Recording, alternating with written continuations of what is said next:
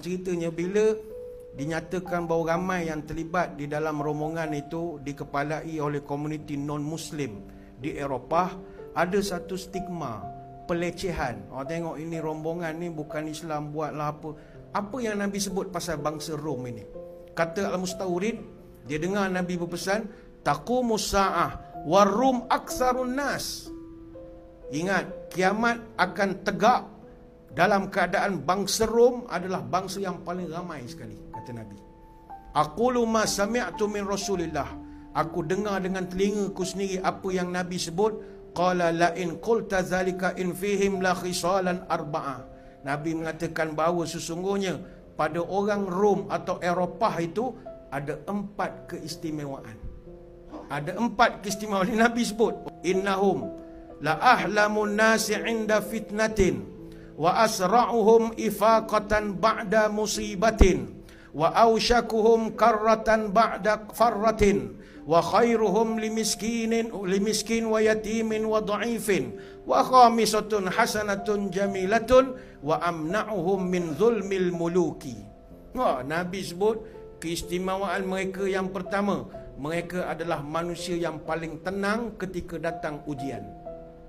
Yang kedua, orang Eropah ni paling cepat bangkit bila berlaku musibah. Yang ketiga, orang Eropah paling cepat menyerang setelah mundur. Dia cepat bangkit dari kekalahan. Dan yang keempat, mereka sebaik-baik manusia ketika menghadapi orang miskin, anak yatim dan orang tertindas. Orang Eropah. Dan ada tambahan, dan yang kelima, wa khamisatun hasanatun jamilatun.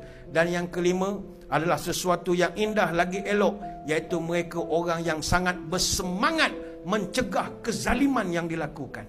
Hadis ni hadis dalam Sahih Muslim, kitab Al-Fitan wa Asyratus Sa'ah. Kalau kita tengok gema hadis ini hidup di Lautan Tengah dalam kejadian baru-baru ni. Kapal-kapal Freedom Flotilla membawa aktivis dari Sweden, Norway, Ireland, Perancis, Spanyol, Itali, Britain dan banyak lagi. Mereka bukan sekadar hantar bantuan makanan, tapi melawan kezaliman dengan jiwa, bukan dengan senjata. Mereka tahu risiko akan ditahan, diserang, bahkan mungkin mati, tapi dia tetap belayar. Sebab Nabi dah sebut, wa amna'uhum min zulmil muluki. Mereka paling kuat menentang kezaliman.